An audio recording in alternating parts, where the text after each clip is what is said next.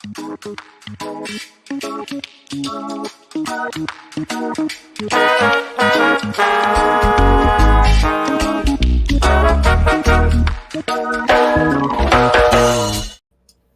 up, everybody? Welcome to another episode of Representing the Resin. My name is Jameson Balborn, and today we are joined by Chase of ORGANITRON. Chase, thank you so much for taking the time, bro. Appreciate you having me here, brother. This is great. Absolutely, man. Where are you joining us from? West Michigan.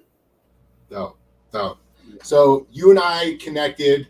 We actually had the pleasure of sitting at the ladies' table at Ego Clash. That was an honor in itself. And I just really vibed with you.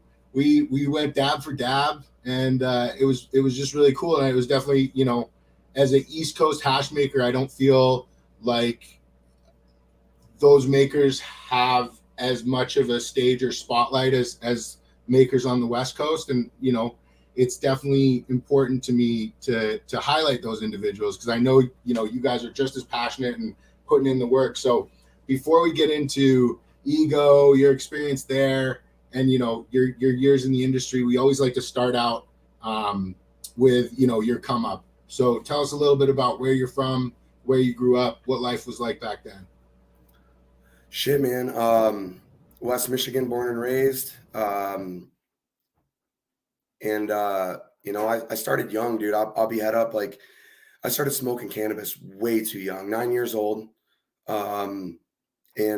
Just, not in the best environment. Didn't have a lot of checks and balances as a kid.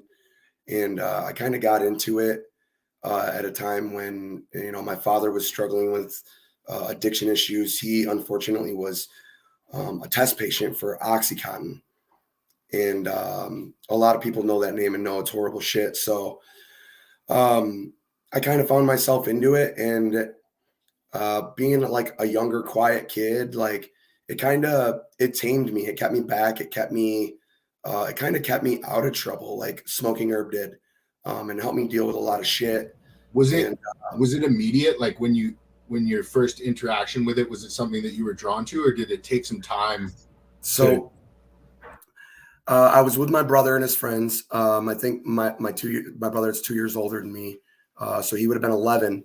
And we were downtown Grand Rapids, Michigan here on an old parking garage with a buddy of ours. And he fired up a joint and we smoked it. And I rode a fucking skateboard down this parking ramp, and the chatter bumps and shit. By the time I got to the bottom, bro, my fucking legs were numb. And like, I was like, oh my God, this is it. This is the shit. Like, I'm fucking sold. And we just proceeded to, kind of pursue like smoking and skateboarding, and just, I was being a kid, but at that point I had found cannabis and had spliced it into, my activities. And by the time I was 12, I was a daily user. And wow. With a respect, and then at 13, my father, knowing, what he had been involved in, and knowing that he didn't want me to go down the same path as him ever, actually taught me cultivation, brought me out. The farm that I actually am on now, that I just took over this last year, is our family farm. And he took me out back. We had like 60 acres then. And we found a spot, and he taught me how to grow. And I grew, outdoor for years. And just for myself, just to keep the head, and that was kind of it. And it got me in trouble, for sure. Freshman fucking year, going into high school with a bag of gas in your pocket. And by the time I was 18, I had already 3 misdemeanor possession charges. So so sorry to interrupt, Chase, but like your father teaching you at such a young age would lead me to believe he had a deep connection with the plant himself. Yes, 100%. So what was that like? Did he start it? Was he a cultivator by trade? Like, what was that like? So he grew his whole life. Him and my uncle, and I had mentioned briefly before, my uncle, and my uncle's kind of the one later in life that, outside of my homegrown, had, really showed me the fucking fire. But my father was just like always a big supporter of cannabis. like one of his favorite stories of me was when I was a kid was like, he had these plants in this ditch next to our old house. And it was old school. He'd go out there and beat them down with a broom before we knew what super cropping was or any of that shit, you know. He's like, you beat them down with a broom and they come back stronger and bigger. And he told me I come out there one day, he's out there beating his plants down. I come out there fucking wailing, man, like screaming bloody murder, like, no, you're hurting it. Stop. And so I always thought that was kind of funny, you know. But yeah, you know, big supporters, you know, my dad and my brother were close like me and my brother are. And, you know, cannabis was a big part of their relationship as it is mine and my brother's. And yeah, just, you know, a lot of family roots, man, which is, you know, I'm grateful to be home on the farm. My father passed last year. He had just taken over the family farm himself from my grandparents. And then that kind of happened and it stayed stagnant for about a year. And then my grandfather was just like, you know what, we got to get somebody in there and you're the one. So, yeah, me and my partner, Heather Highlands on Instagram. Heather, we've been there now about 6 months and we're still just trying to settle in and get ready for next year. Beautiful. So I know from talking to you previously that, you know, growing up, you got exposed to kind of like a very drastically different environments as a child, from inner city to rural. You know, how were you? Were you moving through periods, or how did that transpire? Where you had that sort of two different roles growing up? A lot of it was a constant back and forth, and most of it was due to my dad's struggles with, unfortunately, with narcotics after he had become that test patient. That led into a lot of really bad stuff for him. Before we knew it, he was involved in a lot of crime. Him and my stepmother robbed a pharmacy in our hometown back in the day. And like, just, you know, there's just so much bad was so wrapped around pharmaceuticals in my life growing up. And I would get out of there and I would go to the city and live with my mom and my brother and my sister, my younger sister. And it just got to the point where, you know, like I would get in trouble. I would get in trouble for weed. I'd go back to my dad's, you know, I was more comfortable in the woods with my shotgun and my dog. And, you know, it was just, it's kind of a weird thing, man, you know, going from fucking shooting rabbits to not being able to have that mentality on the street. That must have been wild. So, I mean, you know, starting to use cannabis at such a young age, having that unstable household, what was school like for you? Horrible. I dropped out at 15. I didn't do good. I'm severe ADHD, always have been. I'm good. I'm like good at like social and like friends and stuff now, but a lot of it was through like my own, like I had to really work at it over the years. I'm 37 now. And, you know, just, school was rough, man. When I stepped away from school and that kind of thing, things were actually better for me. So I homeschooled. My dad was actually really good about kind of nurturing that part of me, even though he had a substance issue. And I got through, you know, I moved down to Florida, actually moved back. My mother had moved to Florida when I was 17. And when I was 19, I went down there, stayed with her, got a job, went to Daytona Beach Community College and was able to test out for my high school diploma. And down there at the time, you could take a test and actually get a diploma from the Florida State Board of Education, as opposed to getting like a GED here, you know? So, yeah, man, just a hell of a journey, you know, with all that. And I just tried to stay at it and make sure I didn't, you know, fail myself really. 100%, man. Yeah. You know, it's always a journey. So you get your GED, or sorry, you get your diploma in Florida. You're with your mom. What happens next? You know, are you taking a job out there? Are you cultivating out there? What transpired? No, man, I came back here between 21 and, man, I don't even know. A lot of it's a blur. So basically what happened was at 21, I came back here and I was just doing the thing any normal kid did. I had my equivalency. I got a factory job. I was working, fucking slanging the chronic. I had a really good plug that no one had access to. And we had some shit called, we called it the monthly. Uncle Sam, man, it was the first of the month, every month. And it was the firest shit around. And I just kind of was doing my thing. And then what was the nose on it? Like, was it like a haze varietal? Was it like a Kush? People would talk shit, man, but like that's what I remember as the true real deal skunk. Word.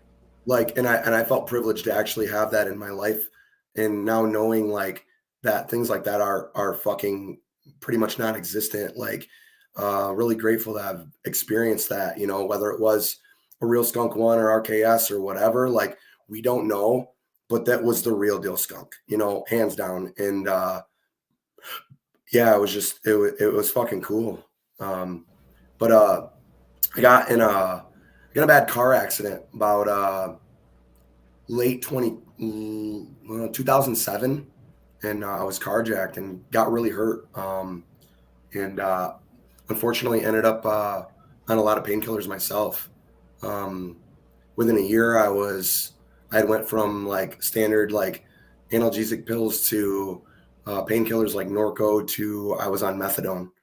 And after about 2 or 3 years of that, and then just realizing like I couldn't do it. Like 2009 rolled around, and I was like, I got to get my medical card. Marijuana's always worked for me. Like, I need to have my ass covered so I can like take care of myself. I want to get off this shit. And I did. I went and got my card. I was in the first 300 patients in the state. I didn't have a place to grow, so I signed one of my best friends on as my caregiver. And I got pulled over with a fucking half pound of that monthly before our paperwork ever went in. And ended up in jail with a pending PWID charge, and came up with money for a really good lawyer, and somehow got out of it, dude, with a misdemeanor possession charge. And just really grateful. He's a great attorney. He was one of the guys that actually I found out later on that mentored some of the now current like big marijuana attorneys here. So I just, I proceeded after that I quit methadone cold turkey on fucking bubble hash cookies, dude. We used to get these just like Wonka bars that used to come in from the West Coast.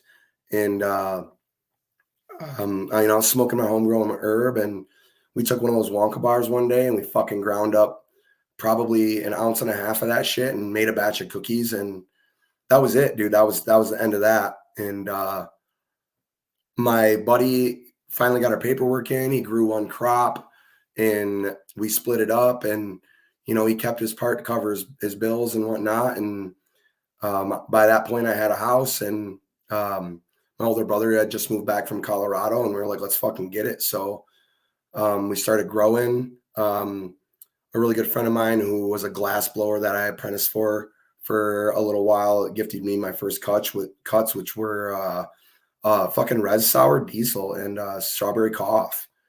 And so may he rest in peace. Now he's not here anymore. But yeah, dude, we just went at it, and I put my head down, and no turning back. I mentioned before, it's like 12 or 14 years clean now from that shit. And no, 09, 2010, so 12 years. So yeah, dude. And I just kept my head down. I had no idea what I was doing, where I was going. And it wasn't until in probably 2015 that I decided, like, hey, like I want to do something more with this. I don't want to just keep growing, be one of these caregiver hustlers. Like there's a future for me here. And I started getting really serious about it. I had been managing a local head shop as just kind of like a shift leader type of thing, like close the drawer, a lot of responsibility, counting money, dealing with bullshit. And during that time, I had the opportunity to really like become kind of an authority in Grand Rapids on on early cultivation. The first like grow Bibles and stuff like that, we were like the only place around you could find them, buy them. And people were really afraid to talk about this stuff. So I wasn't, I implored anybody, come down, buy a book. I'll run you through shit.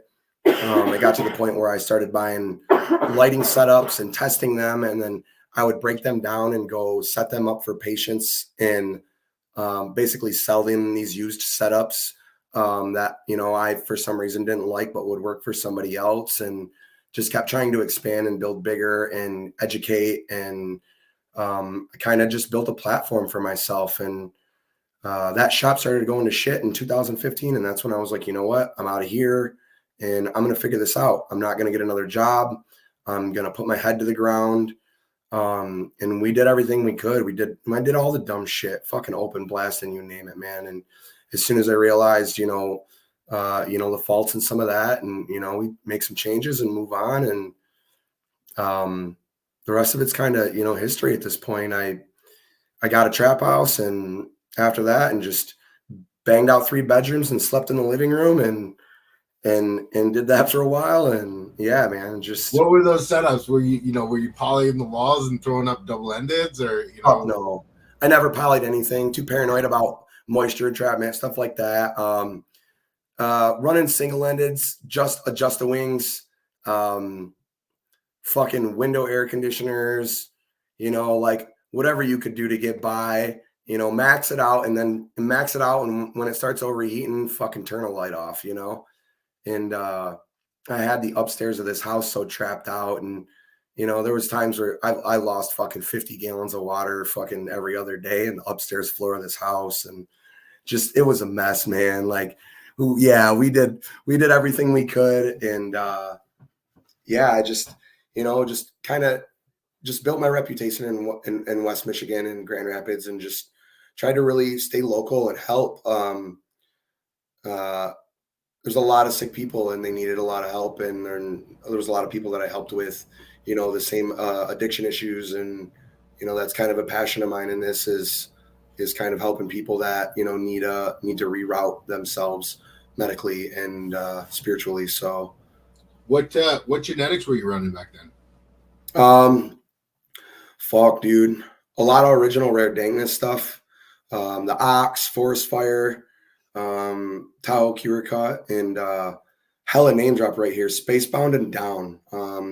It's my best friend to this day. I consider this dude my best friend, and I was always blessed that he had his thing going, and he was always, at least a step or two ahead of me, and had the space to, search, and he would find great cuts and he'd pass them to me. And, I was fortunate to be able to carry those, and he plugged me in on a lot throughout life, throughout my career, and plugged me in on people. And so, yeah, just the Ox, the Tahoe Cure, the Forest Fire was RD. Those were some really memorable ones. The Tahoe mainly because that was like one of our original heavy hash strains, like Cataract Kush. That was a good one. Fucking, was that Cali? Is it Cali Connection? I believe. But yeah, dude, we're just slews of shit, man. We ran through so much stuff. Definitely some real memorable things, and a lot we've left behind, like Old Nebula, and yeah, dude, the coughs, the sours, the original like pineapple, just a lot of West Coast stuff that we managed to be able to find, and bag seed, whatever we could, whatever we could get our fucking hands on, get in the dirt, dude. We tried.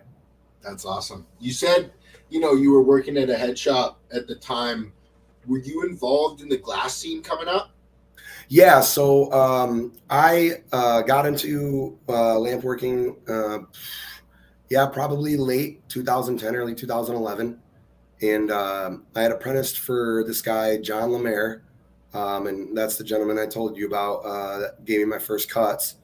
And he was great, awesome dude, taught me a lot. And then I moved on from him and started working for this guy named Dorian Farmer. and Dorian actually had apprenticed with Darby.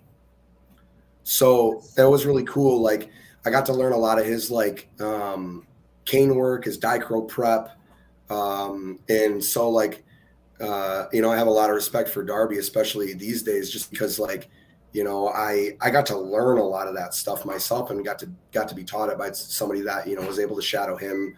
And, you know, I don't know how much, you know, he always just told me that he, you know, was able to apprentice with Darby a bit. And when you look at the work, it's pretty obvious there was a connection there. So that was pretty cool, man. You know, I feel fortunate for that. And it was a chapter in my life that was really enjoyable. I look forward to getting a torch here soon at the new farm and getting my hands back on it. That's super cool. Were you a collector? Did you collect specific art coming up? Yes and no. You know, like being the way that I grew up, you know, I did struggle a lot. And even while I hustled, like, you know, I hustled to move forward. Like I wasn't really like a squirrel saving my chips, which was kind of, you know, not always the best because, you know, I always spent what I had to move forward, you know, and double up every time, you know. So I didn't save a lot. I had a lot of love for glass, had a lot of friends. Spacebound had the fucking dopest collection. And it was like, I didn't even need to have a collection. You know, like me and that dude were banging full mount flags on, you know, fucking titanium nails back in 2010. And he always had the sickest shit, Freak, fucking 4.0, you know, you name it, like micro, like just original Mobius work, shit like that. So I'm a big Sovereignty fan, man. I still got my original double down grid and just bent neck, and that's really my favorite piece till to this day. Were you working with hash before the fresh frozen trend came along? Like, was that? Yes. So you talked about that. Like, what was your transition like? Like, when did that transition happen for you, where your focus moved from flower to hash? So, unfortunately, my focus moved from flower to solvent extracts. Unfortunately. You know, no hate. I got a lot of love for solvent these days. Like if done right, there's some, you know, great fucking solvent 100%. Out there. But we used to just freeze and wash our trim, you know, for ourselves. And we were pulling fucking, you know, 5-star melt out of our trim back then, air dried, you know, for ourselves. And this was like pre-solventless coin, you know, like, you know, back before like, you know, Nika really started popping off. And I remember when essential extracts started popping off and we were like, fuck yeah, like this dude's on something. Like he's got these screens. Let's get some of these screens. Like these are tight, you know, and like all that kind of stuff. So, you know, shout out Nick. I've always had a lot of love for him. And, you know, I followed that dude from afar for a lot of years and until like more recent years when we got to meet and whatnot. But, yeah, dude, we were always trying to push forward. I got into BHO. I did it for quite a lot of years. Just, you know, processing for other people to help pay my bills. And eventually I just decided I didn't really want to fuck with it anymore. And I started getting into doing hash anyways. And I just was doing bucket. Man, like there was a time where you couldn't move traditional hash. There was like BHO was all the craze and the reason that solventless got to where it is and arguably surpassed solvent-based extracts was emulating solvents. You know, and like it was just playing catch up to what the BHO boys, were doing. And so I think that, you know, it completely makes sense to me that you had a period where, you know, you were in solvents. And I think that anybody that I know who had a deep dive into solvent extractions is able to use that knowledge and chemistry to their advantage in solventless. So I think that, you know, that makes total sense. Like what prompted that move for you? Was it somebody getting hurt? Was it just the market or what made you make that decision? Honestly, it was I was always terrified of it. you know, it was always really volatile. And my best friend was just, Spacebound was always not about it. He just was 100% not fucking about it. And you know, there was always kind of that separation in us because I was doing it. And you know, I stepped away from it and just kind of, it wasn't for me anymore. You know, I wanted to get back in. And so what happened really was like, I started focusing more on cultivation at that time. I just kind of stepped away from it, started smoking more flower, buying hash where I could, because I wasn't smoking it as much. And I just focused on that until I had a network, and then I had kind of outsourced processing for a little while. And that was kind of when the whole plant had kind of started, but I guess there was also a period before that where we were doing flower rosin. You know, flower rosin got really big for a while, and we were kind of crushing on that. Spacebound had actually, Rosin Tech had come out with some presses, and we had managed to get our hands on the same base press that they were using at the time. And so him and his old man had built a bunch of them, and you know, I got one of them and was just pressing that Tahoe Cure. I mean, fucking 25% on dry flower, 30% on dry flower, you know, like killing it. And so I did that for a lot of years, you know, I guess now that I think about it. And I started moving flower rosin for a while, because I was making, you know, a really high quality flower rosin. And then, you know, focusing on the grow. Once my grow was good enough and I knew I was able to produce like the flower rosin, like, okay, now I know I'm producing resin, and kind of moved into, okay, produce a better resin that can be washed. And kind of in between that, I was introduced to natural farming. Spacebound had moved out to Washington State and started working, and I was lucky enough to be able to spend quite a bit of time out there with him and his fam, and that's where I got to meet Pacific Northwest Roots Kaya, and that was really cool. Like, I got introduced to, you know, the natural farming community, and got to kind of pick up on KNF like really early in its like introduction to the cannabis scene, and never got to go through the actual like training or anything, but was able to get taught everything secondhand by those guys. And I would go out west and I would like just be so full of like fucking love and energy and just like all of this shit from, you know, the energy out there. And I'd just come back to Michigan with so much motivation and just grind, dude, for another couple of years at a time. And just got better, you know, started having people wash my hash. And then finally, you know, a couple of years ago, I just said, fuck this. Like, I want to wash my own hash again. And it's time. And, you know, I built my lab. So. Okay. So there's a lot to unpack there. So are you full Korean natural farming now, or are you implementing certain points, or how are you? No. So I haven't grown. Actually, I shut down my garden a year ago when my father passed, just needed to kind of relieve that. But in between that, you know, so I left that trap house behind in 2018. I ended up having to have a back surgery.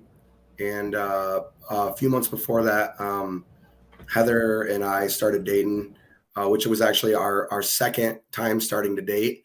And things got, you know, pretty, you know, they went good really quick. And then I had my surgery, and then she had come off an injury playing rugby. And then 2 weeks after my surgery, she got hurt again. And at that point, we were spending so much time together, and her house was an hour and a half or an hour south of my place. And that place is actually where I'm sitting right now. And she told me like, hey, you know, like, you want to get out of the trap? Like, you know, I'm in for the long haul. Let's do this. And she's like, I got this pole barn down here. You know, you can have half of it. And I get down there, and it's a 20 by 24 sticks and steel. And I was like, you know what? I'm down, but I need the whole barn. And she was just like, you know what, fuck it, get it. And I started building it out, built a whole fresh space for myself. And that's when I started being able to really like implement, KNF and natural farming. And I always had a want to do it in a little bit cleaner manner. I was always really terrified of like indoor beds. Michigan's really bad with like bacteria, so to speak, in the air. And we get a lot of people with weed here that tastes like their fucking block basement. And it's a really simple concept. It's, bacteria attaches to moisture, and moisture transpires through your plant, leaves the bacteria in the plant, and then you're left with a shitty tasting product. So I built a fresh space and just tried to run clean, try to run natural, fish emulsions. And then Spacebound introduced me to Organics Alive, and I started really going in heavy on that stuff and doing, a lot of research and whatnot with that. And yeah, that's just kind of where it landed, and I stayed, just mostly like this really heavy, less like indoor organic, but like a recycling, like kind of organic in pots. Like I don't, I wasn't one to reuse soil. Unfortunately, like I would still buy soil, and then all my soil I ended up dumping somewhere here in the yard where it needed it, and helped to replenish our place here. And so, yeah.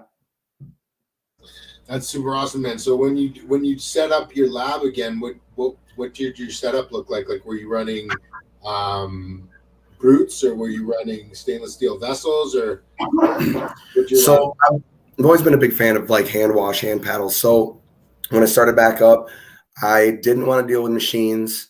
I had like so thoroughly been through everything, talked to everybody, just did my research again, because the game had changed, like at this point, back, and this was 22. This was probably 2019 then. And I just, I wanted a hand paddle. So yeah, I went and got 25-gallon brute, food grade brute, and the bags and the paddle, and just started going at it. I wasted fucking a year's worth of crops, getting sub 3%, like I remember the first time I put 3,000 grams and lost 3,000 grams to a bucket of fucking ice and water, and got like 10 grams back. And it was just like, oh my God, like I have no meds now. But you live, you learn. That's part of the journey. But yeah, I basically ripped apart the front of my barn, and cleaned it up, got rid of it. It was basically a control room for my garden and a water room and shit. And I basically got rid of my veg space and just started like making my flower room like more perpetual. And I took a closet inside the house and set it up so I could cut clones and kind of do that. And I set up that front room as my wash space, and just kept grinding. It's still my wash, my wash lab.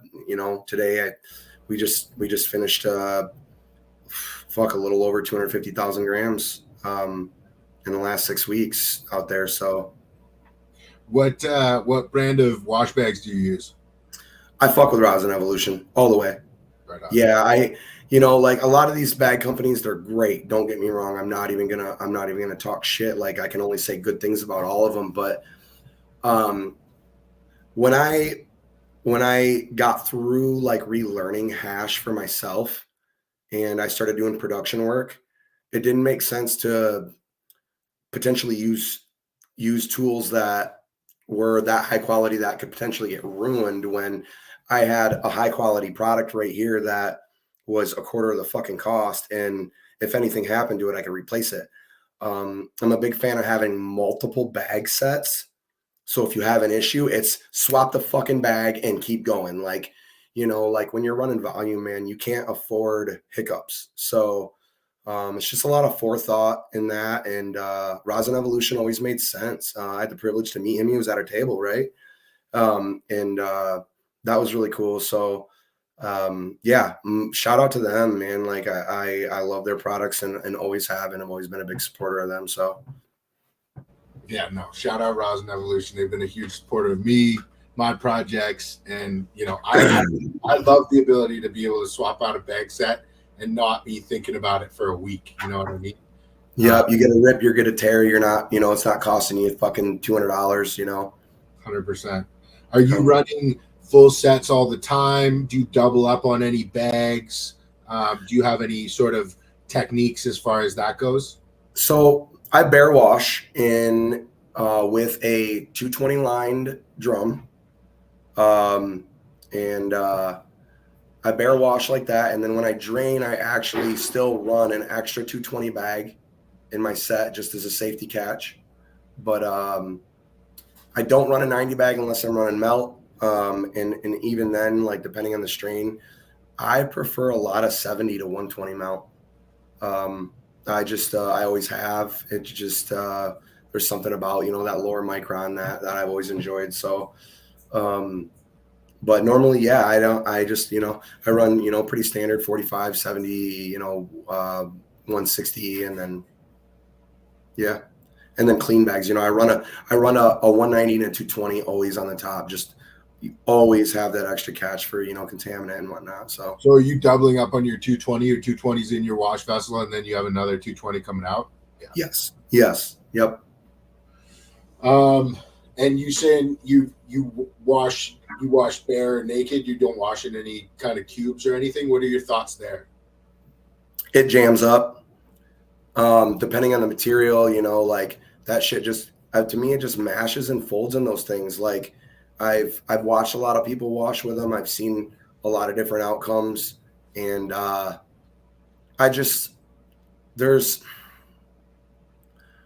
go back to Frenchie, dude. Frenchie, we always talked about this orchestra, this like symphony of ice and water and this flow that goes in that barrel while you're doing that.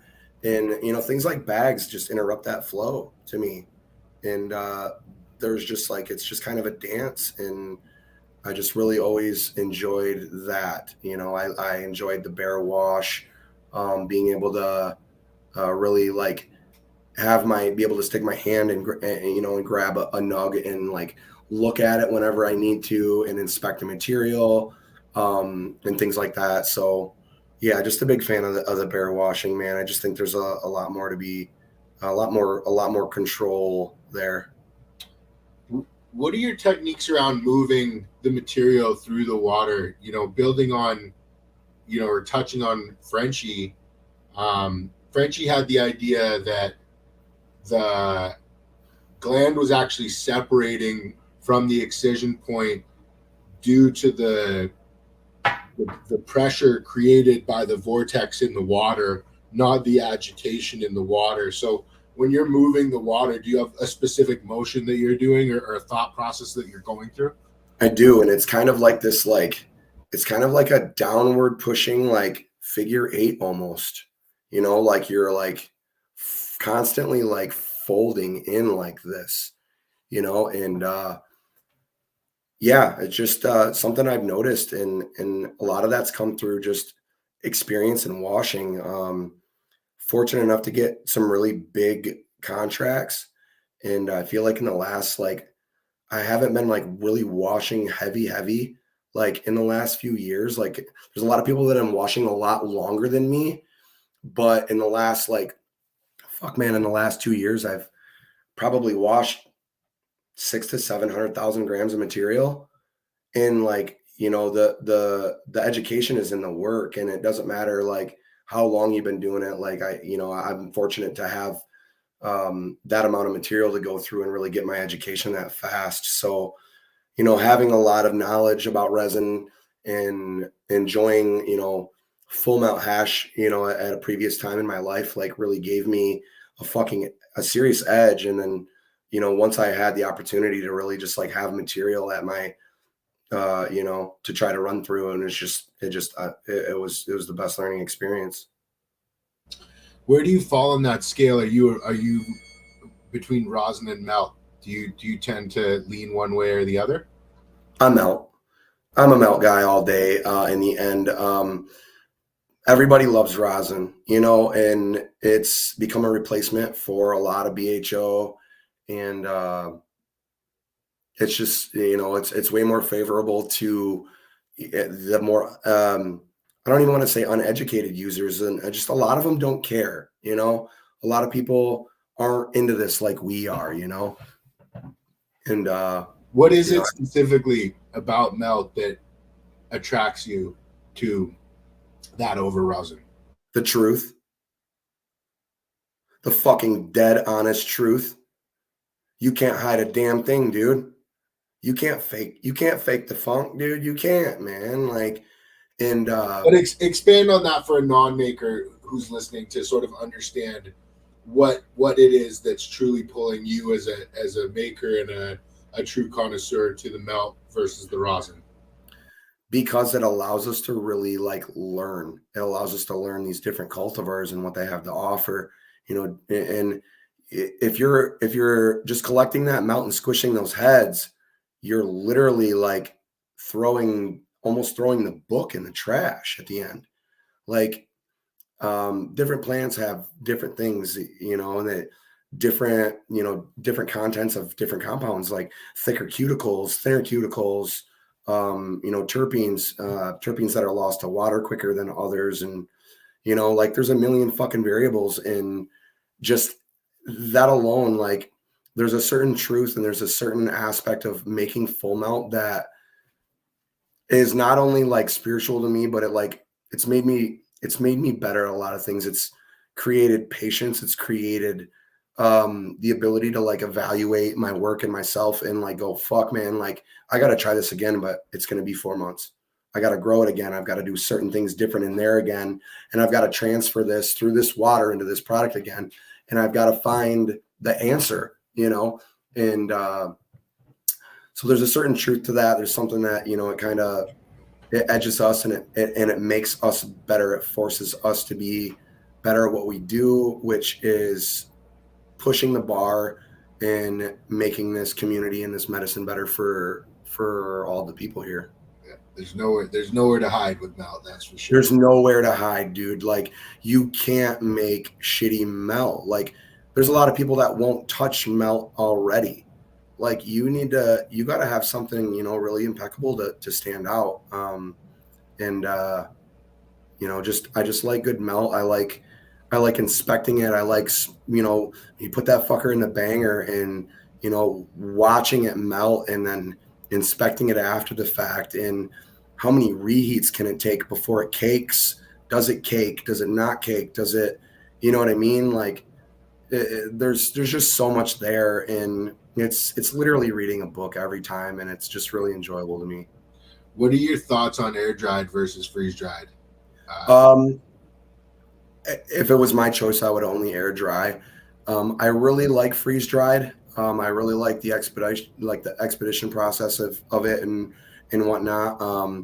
But there's no art in a freeze dryer.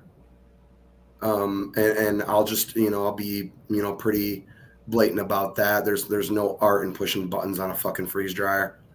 And a lot of the wash tech and stuff these days is pretty much the same. We're sharing a lot of tech. Not a lot of it's gate kept anymore, but what some of these guys are doing with air dried in the long run is really cool. Like, I got to my first time to really see air dried outside of what me and Spacebound were doing here for ourselves as medicine back in the day. And I got to go out to the last 215 Emerald Cup in 2017, I believe. And Pua, Camden from Pua Extracts, and I forget his name, Full Flava. Some of those guys, I got to see start seeing some real air dry. Kaya's fucking air dried, and stuff like that. And so it really dawned on me then, hey, this is the actual art aspect of this. And, this is really kind of where everybody separates themselves from each other. And that became really important to me to kind of hone in on. And so that's just, I have big respect for that.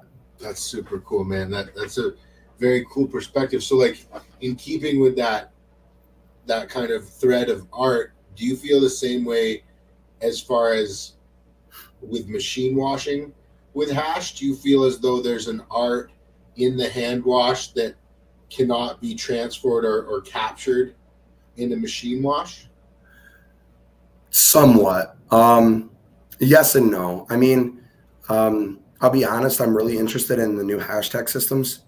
They seemed, dude, the way that just the top drive system and the way that their paddles built seems to actually mimic more of like what I like to do. And, I've got a bad back and a blown out shoulder from dirt bikes and shit. So I'm looking forward to maybe getting into something like that in the future and trying it and seeing, what it does. Like art moves forward. My brother's a visual artist, and he now uses technology and computers to draw. And I just think there's a certain inevitability to technology, and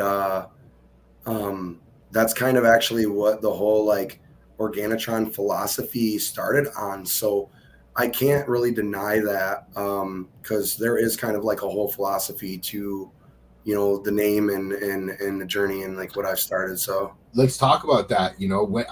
That's something I wanted to get into. When did the Organitron name come about, and what is the meaning behind that? Okay, so it's kind of silly, it's kind of stupid. I just was looking for a cool name. I'm really into heavy metal, death metal, like type music. I was a musician for a lot of years. I had been, in and out a lot of my own bands, doing projects, and I was lucky enough to get picked up by for a tour by a rather large Michigan band out of Detroit called the Black Dahlia Murder. And I went on the road with them guys for a few weeks on a tour, and just kind of I was a tech, doing basically backline tech and guitar tech. And when I had kind of come out of that, I was listening to an old Sepultura album one day, and there's a song on there called Orgasmatron.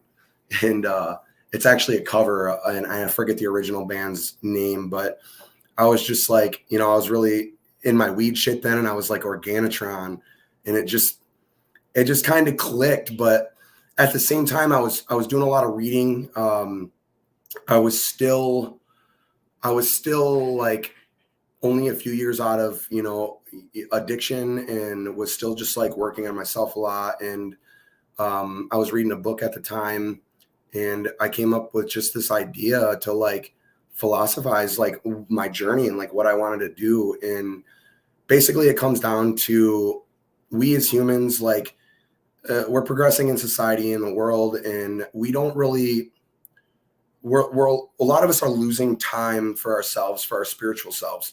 And as we progress and we develop all this technology and shit, like we've really got to like stop and like accept that. And we need to start utilizing this technology to free up time for our spiritual selves, and, really kind of like make other things happen for us and be responsible about the technology that we're using. And so that kind of, brings me back to, the hashtag thing. Like it's stuff like that, I'm interested in, because it does kind of align with, my philosophy and being able to create more time for myself and be able to, do these volumes in a way where I feel that they're aligned with, my own personal like art quality. So,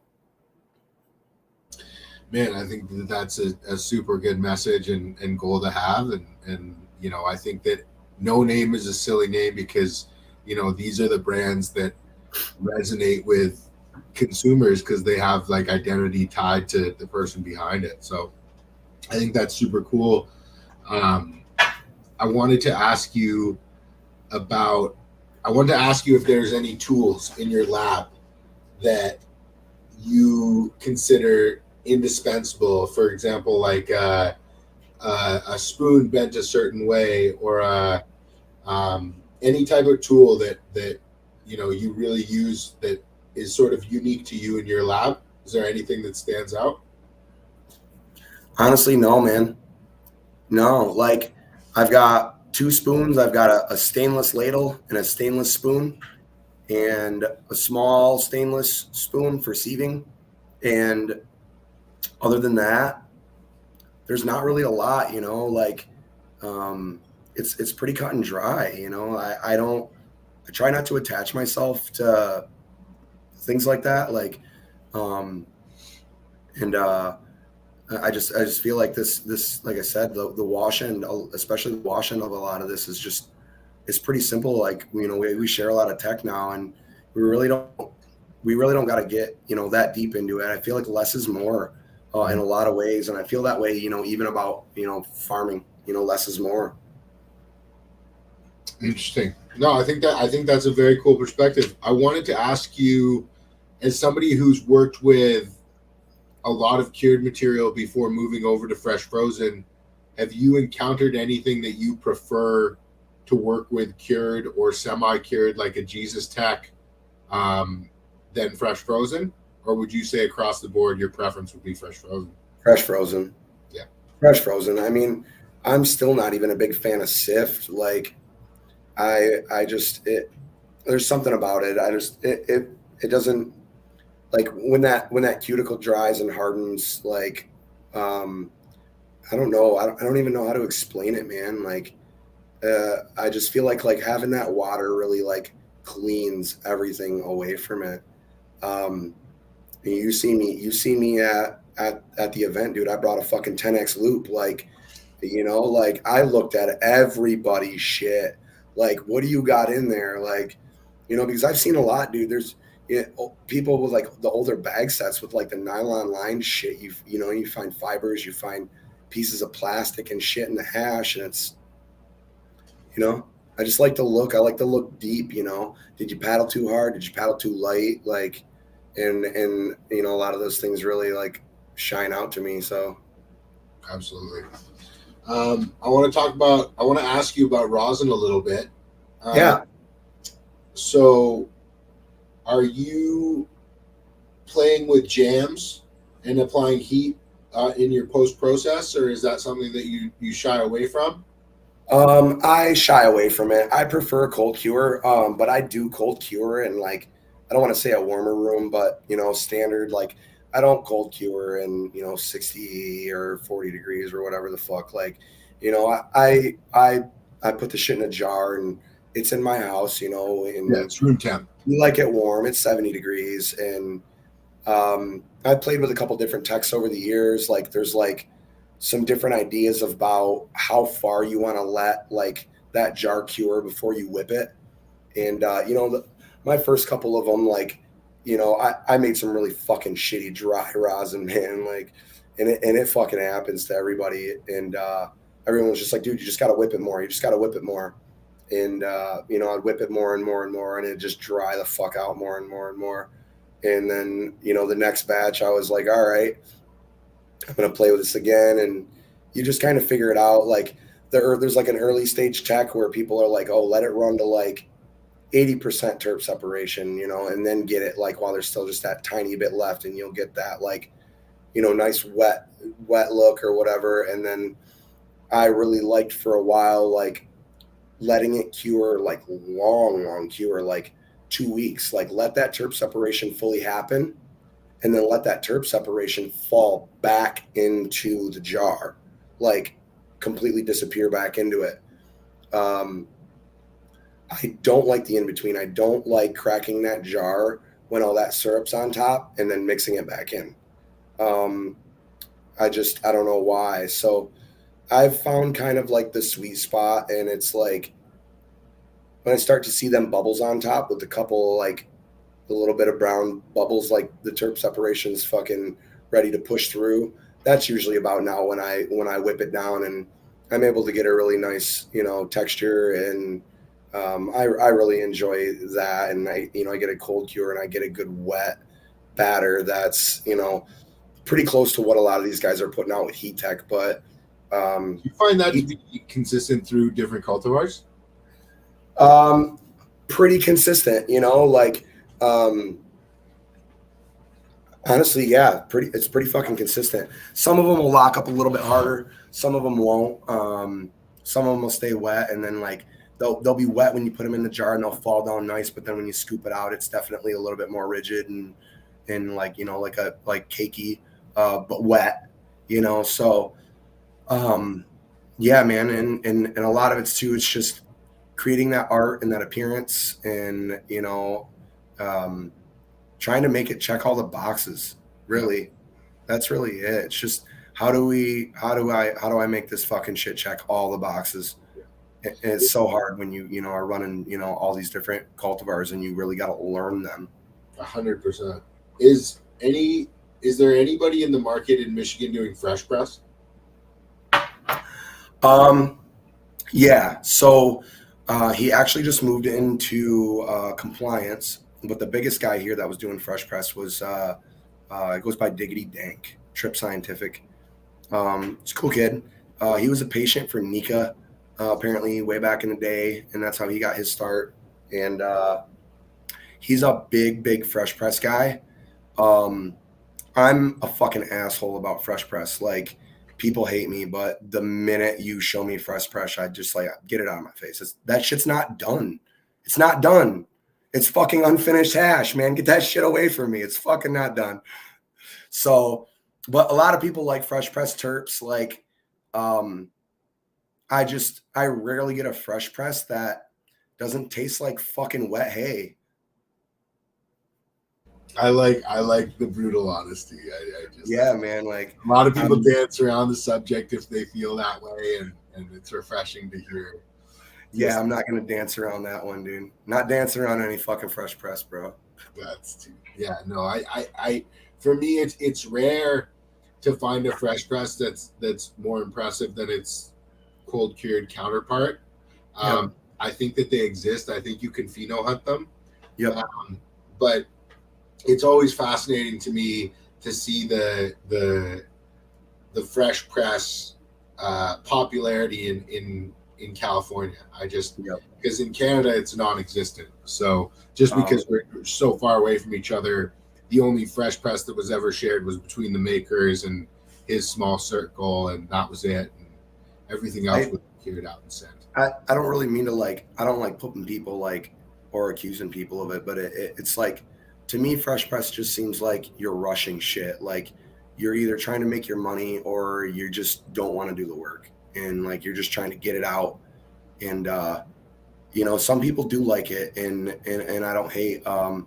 I know there's one real memorable jar of fresh press that I've had in my life, and shout out my boy Jason, Fueled by Full Melt, and Cat, he used to work with Moonlight Melts here, but I was gifted a jar of this lilac diesel a couple years ago, and still to this day, that's probably like one of the only fucking fresh press jars that I've ever been like, holy shit, like.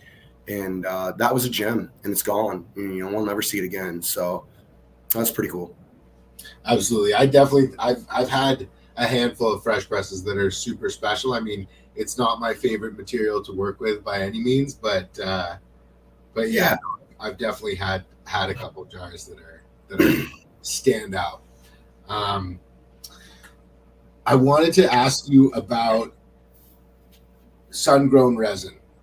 You actually won a sun-grown cup. I know you're a big proponent. You touched on it earlier with your father sort of teaching you and things starting out in the garden on a large plot. Can you talk a little bit about your experiences with sun-grown resin and what your thoughts are on the matter? Some more truth, you know, like sun-grown don't lie either, you know, like it's the truest form of these plants. Like, no matter how hard we try to play God indoors, dude, we're not, you know. And just the expression and whatnot that comes out is so much different. You can run the same plants indoor and outdoor and have completely different profiles and different growth structure, different everything. And sun-grown to me has just always crushed indoor, like whether it be terps or yield or like all of it. It's always checked all the boxes for me. Pardon me. So like that's just kind of been a thing, you know, and because that was like my background, like, you know, I've been kind of pushing that pretty hard here in Michigan and trying to like get people to kind of recognize that, you know, we can produce high quality sun grown here in the Midwest. It just takes a certain skill set and a certain diligence and a certain integrity. Chase, Um, is it a skill set?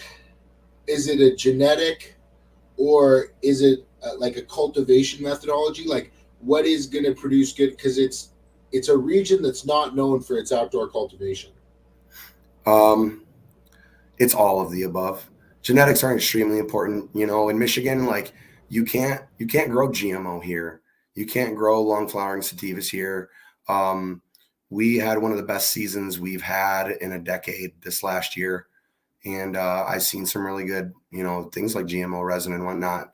These guys, you know, we had good weather in the end of October, and these guys were able to throw their plastic back up and take some of these plants into the first week of November, and they really crushed it. But like genetics is a big one. Um, you know, having a certain pathogenic resistance, bug resistance, stuff like that. You know, a lot of corn farms here, a lot of apple orchards, so we're really subject to things like aphids and russet mites. And you know, like growing outdoors, you've especially here, you've got to have, you know, that organic knowledge. You've got to have that IPM knowledge. You've got to have that diligence. And is counter as this sounds to what I'm saying, like it's still like kind of a less is more thing. Um, just kind of that natural farming journey taught me a lot about, you know, different IPMs through, you know, banker plants and, you know, different just methodologies of just keeping things at bay, beneficial bugs, and whatnot, you know. That's another thing, like, you know, people complain about, you know, aphids and this and that, and but they're gonna go and fucking dump a bunch of ladybugs and other shit on their plants that also take shits on your plants, like, and everything else. So there's a lot of stuff that a lot of growers and hash makers that they kind of don't talk about because it scares a lot of people. And I just think, like, you know, a lot of it's like stuff that's very true to what's going on. And a lot of these practices are still done indoors, even with all these, you know, natural gardens now indoors. These guys are still using beneficial bugs and, you know, neems and stuff like that. And I just feel like outdoor we have a better buffer against a lot of things. So you don't necessarily like have to always just like jump and use something. Um, it's really easy to kind of less is more. Like you get 12, you got your 12 rec plants out here or something in a field, and aphids start to get one of them. Let that motherfucker go, because they're all gonna go to that plant and leave the rest of your shit alone. And, you know, so it's just little things like that that come with the education of growing, you know, outdoors here in Michigan, and like understanding, you know, plant cover, greenhouse, and the difference between, you know, running full season plants and running greenhouse plants. So, Yeah, I mean, it's definitely a steep learning curve. I think that there's a steep learning curve cultivating cannabis everywhere. I think yeah. with cultivating in places like Michigan, in 98% of Canada, you know, you're going to have to dial that genetic in for that region, and that's going to involve spending time hunting that genetic, in hunting that, you know, in my opinion, that seed stock. And it's really hard when you bring in the cut from a different area that has dramatically different, you know, that was hunted under dramatically different environmental conditions, and try Yep. and sort of push that square peg through a round hole. So I think as things continue to go out in the open, and, you know, everybody can agree that no, there's been no point in time where more plants are being pheno hunted than today. And Oh so, yeah. you know, I think that we're heading towards a direction where we can have, I mean, even autos. I know there's a large group of individuals that are, you know, pushing auto breeding, and trying to pull shoulder seasons of resin. And, you know, I think that's great. I think that the more resin that we can have available and accessible at different price points, the better. So I'm definitely all for that. I wanted to ask you, and I know that you're a big proponent of organic farming and organic inputs, but as somebody who participates in toll processing, I know you've seen a lot of material. A lot of materials passed through your hands. Have you been able to make any observations of salt grown material versus organically grown material? Like, have you had the opportunity to see cultivars that have been grown in salt conditions that have also been grown organically and been able to compare those outcomes? Yeah, absolutely. So I actually like took a short break from organic farming for like a year, and I was I really had an interest because I've been an organic farmer since day one. So I wanted to kind of learn the other side of stuff, just to say that I knew, like, because I found myself trying to speak on things sometimes that I didn't know what the fuck I was talking about. And I was like, you know what, I gotta stop, I gotta suck this up. And it cost me in the long run, dude. It bit me in the ass, but I learned a lot. I stepped back. I played with like Athena and shit in front row and whatnot for a good year plus, and was building a bunch of dosatron systems for a few guys here in Michigan that have, made some waves for themselves. And that was kind of cool. I learned a lot, but what I learned is that a lot of this is a lot of nutrient type growing, a lot of inorganic type growing is you're forcing this plant, you're pushing this plant in a way that it's not meant to be pushed, and it's like it's forcing it to do other stuff that the resin's just not naturally like genetically supposed to do. And in the long run, like what I mainly noticed was like more more of like a waxier cuticle, thicker cuticles, guaranteed, way less terpenes, guaranteed. And then not to mention just like, and I think that also has to do with like the mediums that these, nutrient systems require, like Rockwool is just, it's trash, it's, and not only is it extremely horrible for the fucking environment, it's just, you know what I mean? Like it's just a base for that plant to attach its root system to, so you can force feed it. And that's just not something that I find that's very appealing. Like none of us want to be like strapped to a rack and fed that way, So I think, just kind of goes to say any living thing like would prefer to not be treated that way. And I feel like what any living thing can put out when it isn't treated that way, when it's treated the right way, is always going to be of a higher quality and of an abundance, whether it's, humans as energy or whether it's plants and these plants as resin. I think that's a fair assessment. I wanted to ask about resin mixing and your thoughts. We're seeing it a lot. It's gaining in popularity. A lot of competition entries are blends, whether it be a 90-10 or a 50-50, it's some type of blend. Yep. Is that something that you're a proponent of, or are you doing it in your own lab? What are your thoughts? I've done a lot of blends. People like blends. They're a thing. I don't know. So I kind of got mixed feelings about it in a competition setting.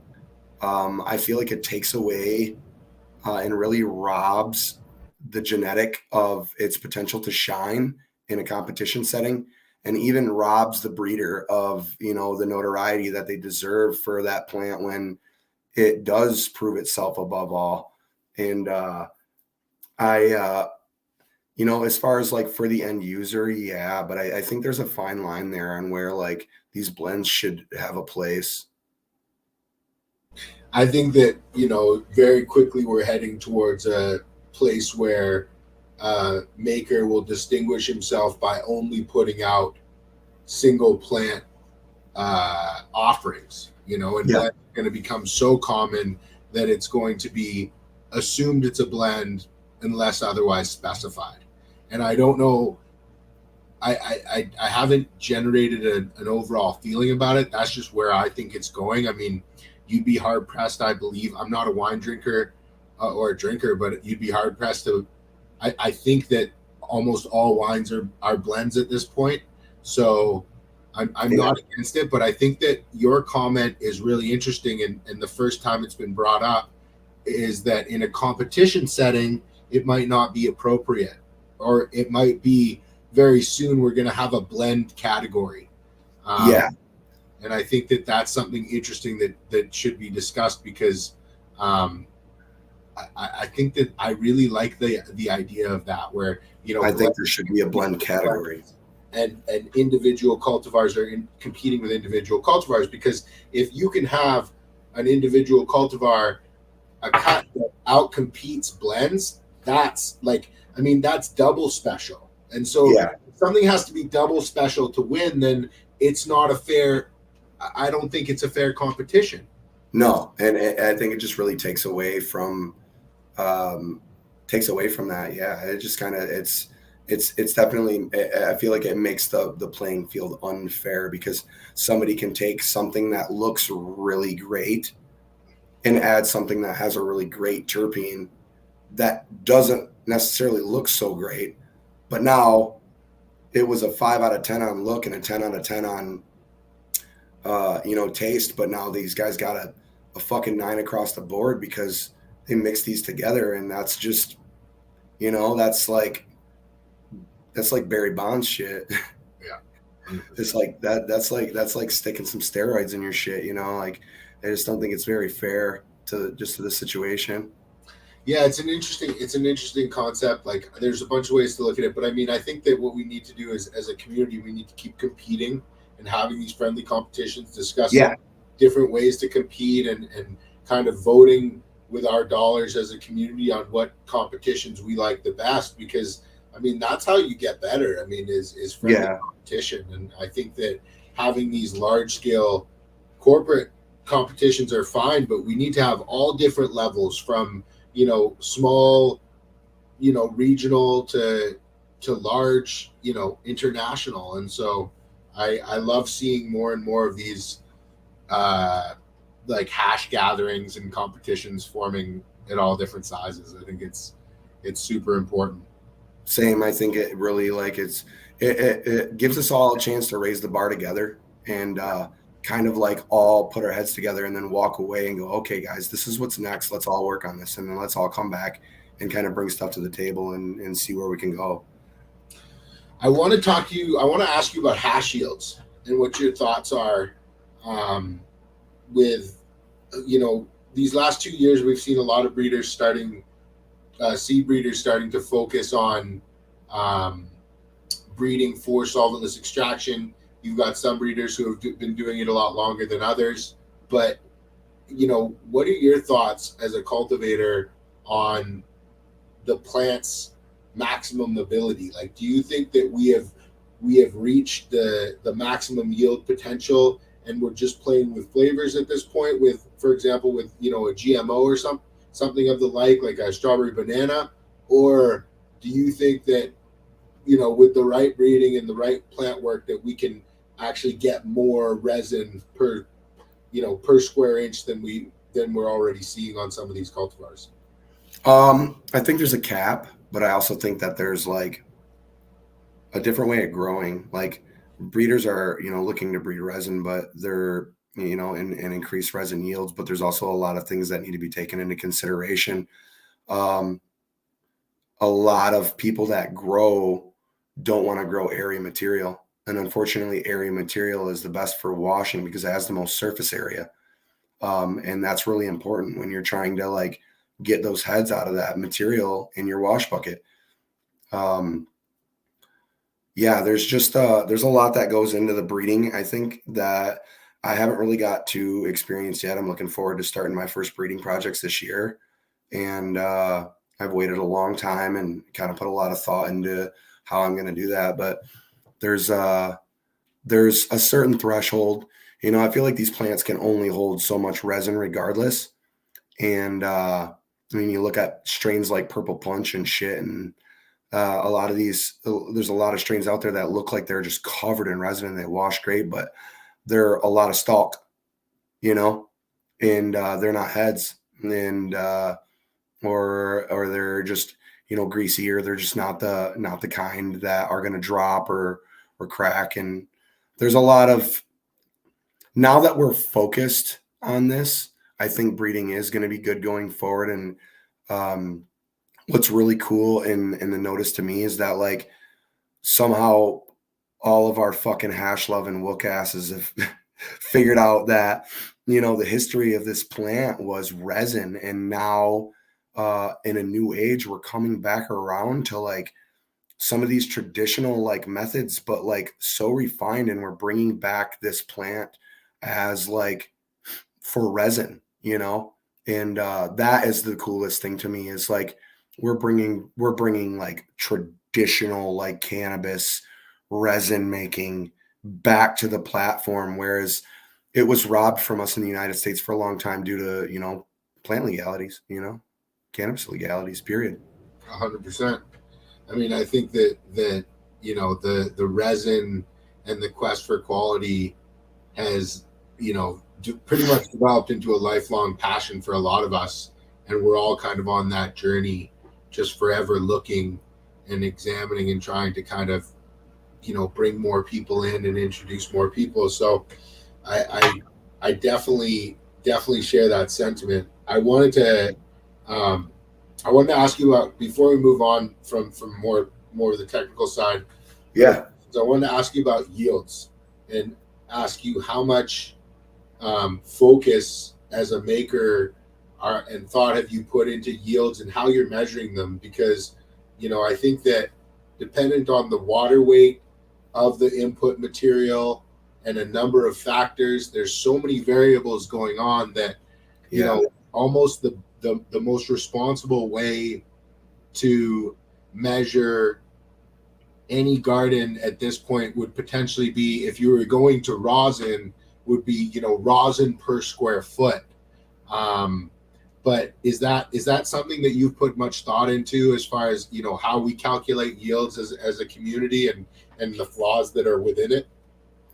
Yeah, I think we need to come up with a better metric than going from like whole plant fresh frozen weight to, you know, that yield. I think like something like a resin per square foot would probably be a better metric, because I've seen numbers all over the place. I'm a big numbers guy when it comes to this kind of thing, and I've seen dry farmed plants hit 7%, 9%, and I've watched, you know, the same material come in wet and hit, you know, 5 and 6, and it's like, you know, the same cultivars, I mean, and hit 5 or 6, and it's like, okay, well, we know why the yield there is skewed, but like when I'm, you know, when I'm washing this stuff as a contract for somebody, then I gotta explain to them that this one had more water weight and this one was dry farmed and this is why. And you know, it makes a lot for these guys to understand. So I think like we do really need to like settle down on like a proper yield metric soon, and you know, standardize how we're gauging that, and moving forward with that. And especially as like rosin becomes bigger in like the medical and recreational scenes, and on these like commercial markets. Do you see rosin and dabbing growing quickly and exponentially over the next 3 to 5 years? Yes. Yes, absolutely, man. Like, there's no doubt about it. It's kind of the new way. A lot of people are getting away from wanting to like consume any sort of like combusted carbon material flower, regardless. Like, I'm a joint smoker. I love smoking joints, but um, a lot of people can't afford to smell from their job, or you know, there's multiple reasons. And dabbing is always kind of like, you know, allowed people to achieve a level of medication needed for themselves, um, but incognito. And so there's definitely like a big future here for, you know, for just for dabbing in general. That's awesome. That warms my heart. um, I want to talk to you, or ask you, you have a really unique perspective, being one of the first 300 people in Michigan to receive that medical license. From a boots on the ground perspective, what was licensing and regulation like?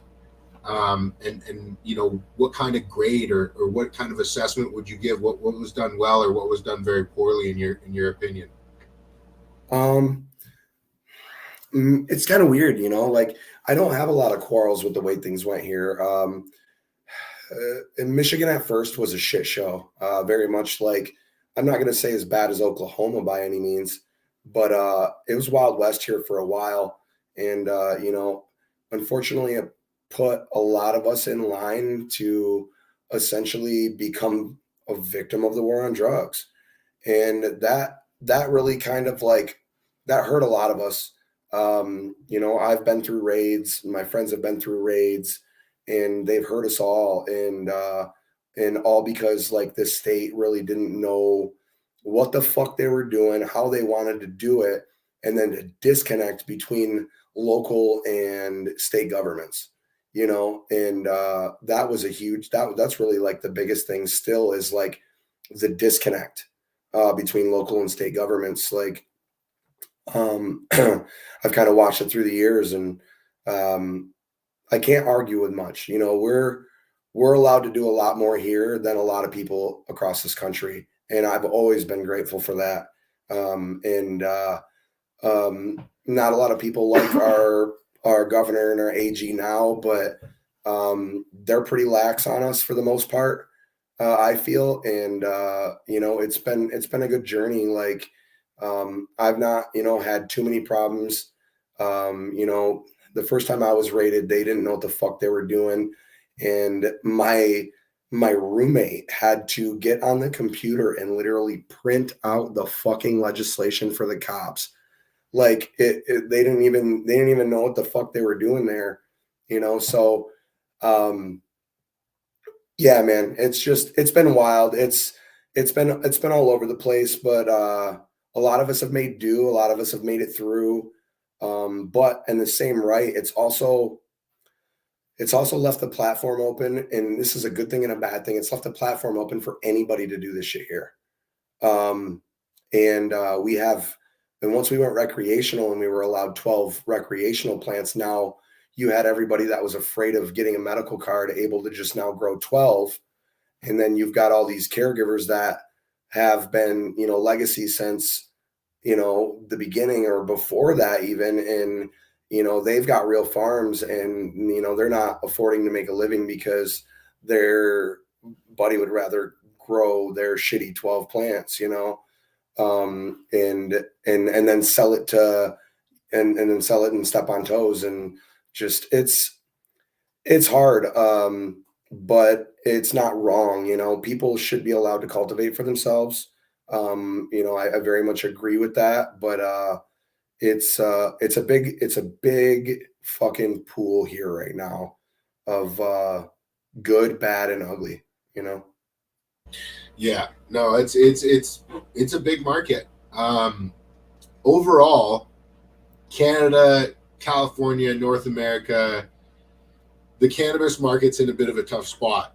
Are you optimistic about the next 3 years, or do you feel as though things have got to get a little bit worse before they get better? Would you say for myself or just in general, like in North America? General, not for yourself. In general. Yes. I think they're going to get better. I think that there's a lot of people, especially right now, we're unfortunately in a recession in our country. So it's forcing a lot of the people that thought they could get into this for money out. And they're realizing that they can't do it anymore. And it's gonna restoke the fire. It's gonna help, the legacy farmers that have been here reestablish, even if they're hurting right now and they don't think they're going to make it through. They might have to shut down for a year, but then when demand goes back up, the few that were good at it will get back in, while everybody else will just be like, I already tried my hand at that, I'm out. It's cheaper for me to just buy meds. Prices are down, and I think I think we're going to go back up and we're going to stabilize a little bit. I think luckily for the hash market, it's not really swayed much. And shout out to, all the farmers and processors that have really stuck to their guns, and producing, a quality product that they can, have a price tag on that has been able to stand in this market. Yeah, no, that's that's good to hear that the hash is held strong. I think that that's been a saving grace for a lot of different markets across North America. But I want to ask you, as a guy transitioning from traditional into the legal, like is what do you see as the biggest hurdles in the current licensing system for somebody in a similar situation as yourself? Zoning, Zoning. the disconnect between state and local governments. It's really hard to find a place to get zoned, to get, even a piece of land to start. I, by the powers that be, were graced to be able to end up at the farm that I'm at. And our township was announced as social equity 2 years ago. So not only are we social equity and we're zoned, but I'm a caregiver. I've got previous charges. So it's going to allow me to step into licensing for half the cost as far as administrative fees go than most people. And I'm really fortunate for that and looking forward to that. But there's a lot of people here that aren't so fortunate and that are going to end up not really having this career in the long run because they just aren't going to be able to find a place to call home. Absolutely. What are the plans moving forward with ORGANITRON? Is it all single source in-house? Is it a processing hub for multiple farms? What's your vision for the company? I'm going to maintain my relationship right now with the grow father. Probably, I would say indefinitely until, he decides otherwise. But that's pretty much it. I'll do side contracts for a few friends. But the future for us is single source. This farm is, we're going to be moving into a micro that's going to require us to only be able to do just that. We're only going to be able to produce our product, wash our product, and distribute our product. We're not going to be able to mess with anybody else's products. No one's going to be able to buy our biomass. The way that it's set up, it allows us basically to move into traditional licensing, and do it the same way we've been doing as caregivers, but just pay taxes finally.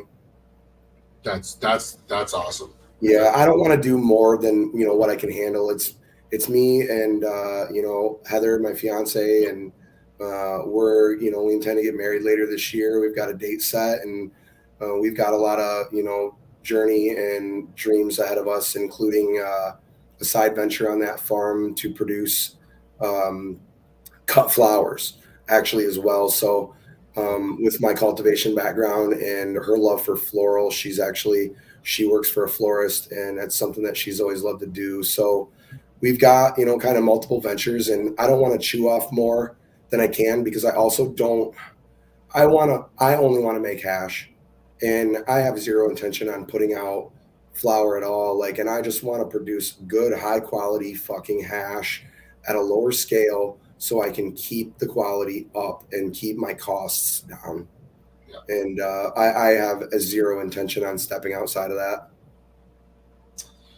Man, I think a focused man is a dangerous man. So that's I commend you for not trying to bite off more than you can chew and try and satisfy and fill every SKU. I think that people with focus are definitely the ones to watch.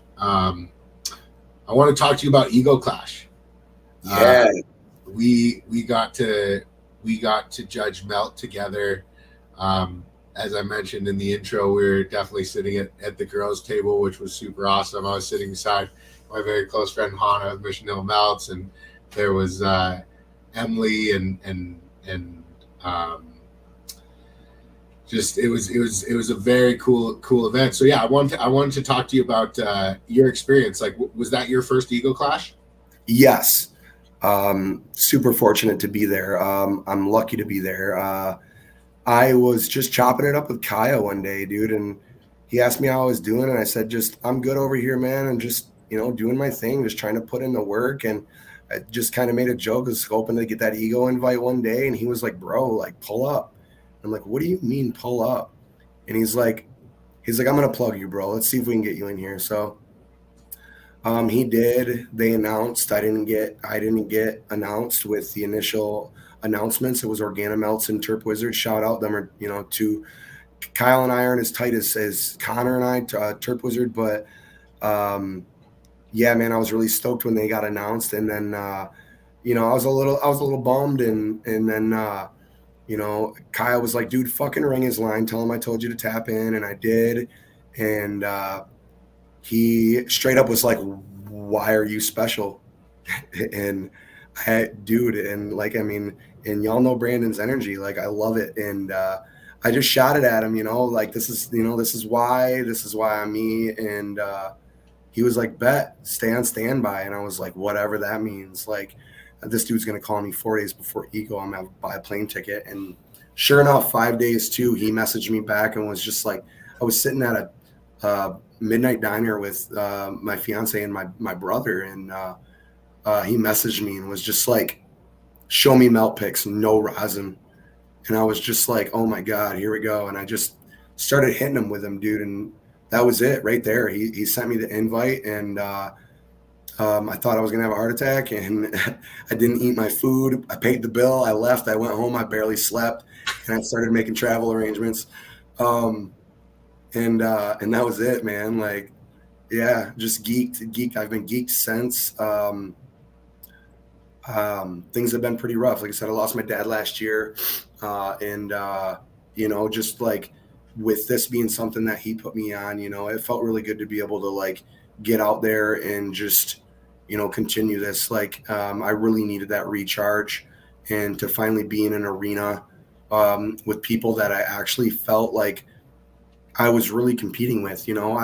I've won quite a few awards for Melt here in Michigan, and unfortunately, they haven't been stacked competitions. They've been rather easy wins, and like I'm stoked to have some cool trophies on the shelf, but they're not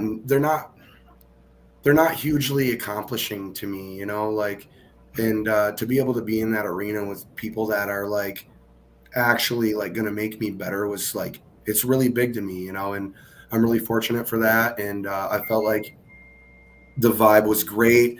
I made a lot of friends. I vibed with everybody, including Brandon, and I'm really looking forward to hoping that I get called back out next year to be sitting at that table again, man, and to bring my best work and to really show, because this next year I will be single source, and if given the opportunity, dude, I'm fucking coming swinging lights out 100%. Dude, that's so awesome. I'm stoked. I feel like, if as long as you're polite and nice and pass the sniff test, the invite comes easier the second year. So yeah, I hope to be there myself, and I hope to see you there as well. Yeah. So I mean, coming off Ego and being in the position that you are, what are some of the top rosin, melt, or flower that you've seen that sort of sticks out from the last few weeks or months of your life? Man, right off the top, something I can't stop thinking about is that fucking Zizka berry you let me dab at the table when I got there. Holy shit. I don't even remember who made that, but that's Triple OG. That's really, yeah, man, fucking shout out to, yeah, dude. Like, I grew the shishka berry back in the day, the regular shishka berry, and that was something that was really like memorable to me. And I heard you and Adam talking about that last night even, and I was on the live with you guys for a little bit, and just kind of listening in. And yeah, man, some of that stuff, I'm really excited to see some of these older cultivars come back now that we have a platform for hash and we can approach these in a different way. I'm really excited to see them get spliced into the breeding that's going into the resin, and some of that stuff. So I used to hate GMO, but now I'm a big fan. I don't know what happened. I think it was a big thing here, and it got overplayed for a while. There's a local farmer here that Terp Wizard processes for pretty mainly that I was able to process a little bit for this year. Lime Rising Farms, Nick, and he bred this Bicket OG, which is GMO times cherry pie. Yeah. And that's still honestly, like, I would say a favorite. And then just really lately, dude, Grow Father, the guy that, the farmer that I'm working with, dude, he's got a couple of his own finds. So the Frost Donkey was my entry into Ego Clash, which is GMO peanut butter breath cross. Being the rookie that I was, dude, I didn't even get my jar back. I don't even remember. I don't even know what my fucking entry number was because I didn't know I was supposed to go get my jar back. So I just left. I was so high. Like, we just left. I had no fucking clue. Everyone's like, dude, you didn't get your towel or your jar. I'm just like, fuck. Well, I guess that's late. So, so I don't even know where I stand or like who actually got to, knows, like, I don't know what was what there, but it's just kind of, yeah, man. Yeah. That's wild. I mean, I remember stumbling out of that the judges area, and after 41 melt dabs, it was hard to have a conversation with me. That's for sure.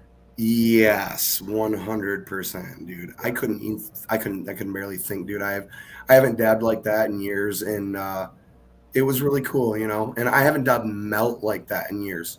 Let alone 40 high quality melt dabs. Like, there wasn't any trash. Yeah. There wasn't a single fucking bad strain, dude. Like, and like, that was really cool. Like, when you get 40 jars through your face of melt and something that really shows that truth. And it's just like, yo, okay. Like, we've got some heaters in this room. That's really fucking awesome. So, yeah, no, it was incredible. I'll definitely never ever forget that experience. Yeah. What for people looking to follow or get involved or get to Ego Clash or become a hash maker, what advice do you have? Is there anything that you wished you learned earlier in your career, whether it be business advice or advice in the lab? Like, what would you pass on to guys looking to follow in your footsteps? Slow down, accept the journey, do the work, don't cut corners, read more. You really got to try, like, you really got to believe in what you're doing and why you're doing it. And you really got to learn to read this resin. You really just got to accept it. Like I said, man, you got to be here for the journey. Hash making is not something that just anybody can really do. Like, yes, the tech is shared. And once you get to where some of us are, like, it's easy because the tech is shared. But a lot of these guys got to realize that there's serious fucking years of knowledge just about resin in general. Already, background in these things before we even are starting this. So just enjoy the ride, man. Like, don't rush it. Don't listen to your friends. Buy the pack of seeds, even if they make fun of you. Fucking run the shit, and just keep doing you and keep washing the shit.